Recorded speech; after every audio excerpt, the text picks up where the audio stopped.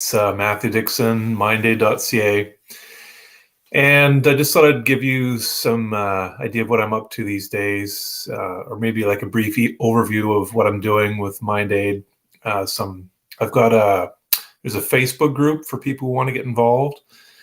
MindAid helps people with mental illness in developing countries. That's my main focus. I also, two other things I do are help people with no matter where they are in the world, developing countries or developed countries, just with general mental health tips.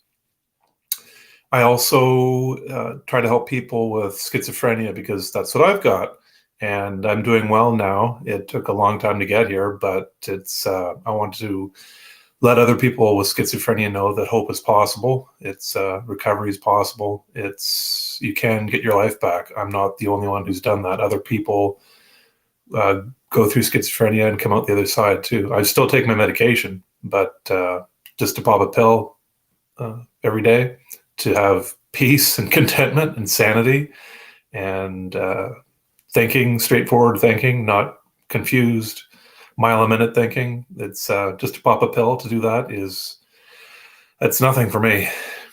Anyway, so I did learn something the other day. It's called anosognosia, and not many people haven't heard about it. If you look up, there's a TED Talk, a TEDx talk. Javier, like Xavier, Amador is his last name, Amador, Javier Amador, and his website, other than his TED Talk, is his website is leapinstitute.org, I believe. Could be .com, but I think .org. Leap Institute. And he says that he's in the States. In the States, there are 3 million people with schizophrenia, and about half of them don't believe they are sick, and it's hard to get them to take the medication. And in the TED Talk, plus the other free videos on his website, he's got a fair number of videos there on his website, all for free, and they teach you how to help someone who doesn't believe they're sick. And he says for his brother, when he was younger, his brother had schizophrenia, and he spent 7 years, I think, trying to get him to take medication, taking him into the hospital. His brother would comply just shortly, just for a little bit, and then go off his medications once he was home free. He just did it so he was in and out, calling the police a lot of the time. And anyway, he learned that the best way to go through it is to agree with the person who's sick that they're not sick. And he says, you're not.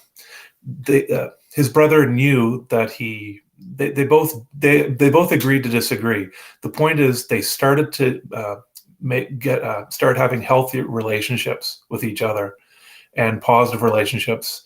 And I haven't watched all the videos on his website yet, but he says that people who don't want to take the medication, they actually will take the medication because they do it for you, the family member, or for you, a friend, or whoever, someone who they've built up a good, healthy, positive, trusting relationship with.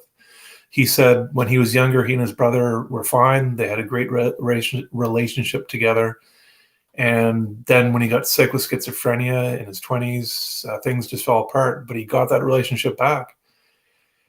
And he said his brother took his medication for him. He still didn't believe that he needed it, but he did it for his brother. And I think is remarkable. And I want to watch more of his videos. And it's if he says he tries to teach people this, and I just wanted to tell you about that. It's anosognosia, and he says that with bipolar, it's similar. Many people with bipolar don't believe they're sick either, apparently, from what he says. And I'm not an expert. I'm not a certified mental health professional. The only certification I have is an engineering degree. That's it.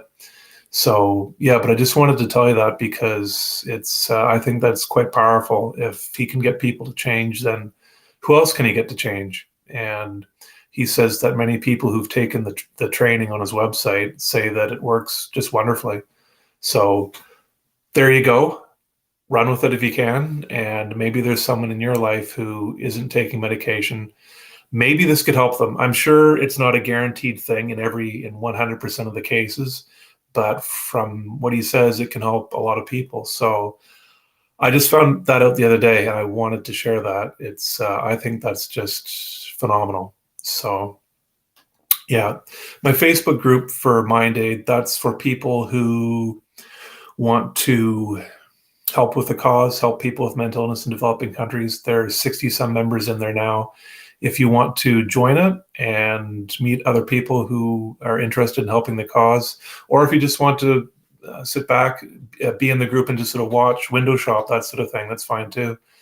Maybe someday in the future you want to get more involved. But yeah, I would love if more people wanted to help in some way, like putting on bake sales, simply sharing a post, or what have you, anywhere right up to starting your own nonprofit or a social business to help the cause.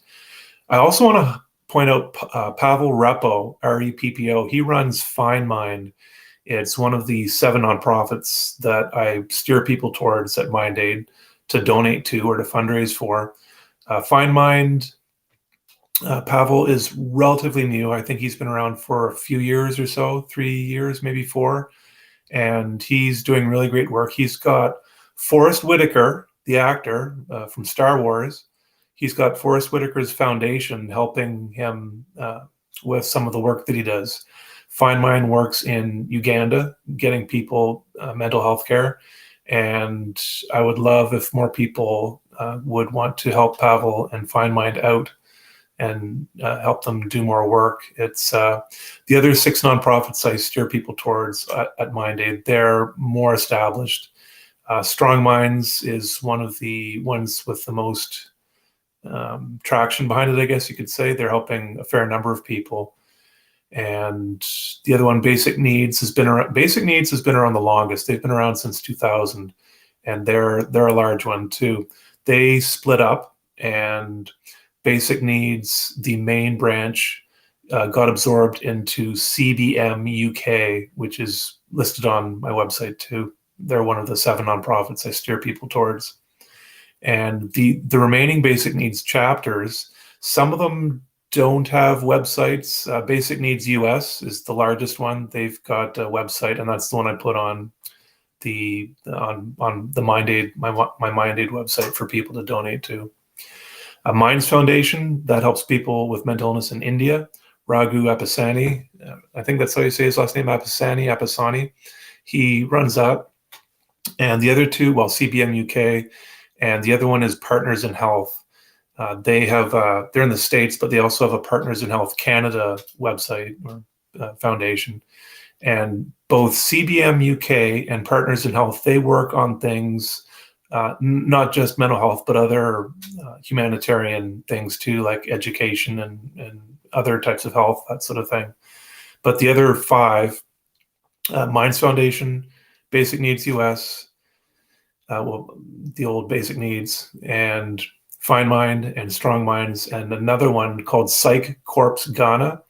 They help people solely with mental health issues. That's their main thing. So depending on what you want to, what you're looking to donate to or fundraise for, that's how they're broken down.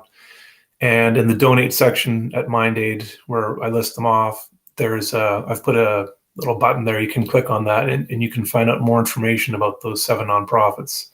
I give a brief, some information if you want to learn more about them, or a brief overview, I guess. So, yeah. Anyway, I'll keep this short. It's about 10 minutes or so. That's what I wanted to do. So, this is my first live that I've done using Restream. It allows you to go live on more than one platform. So I'm doing this both on YouTube Live and Facebook Live. And I'm hoping it works. We'll see. I'll check this afterwards. Anyway, thanks for hanging out. If briefly, I may make these longer as time goes on, but I'm trying to get into the live world, going live. Anyway, talk to you later.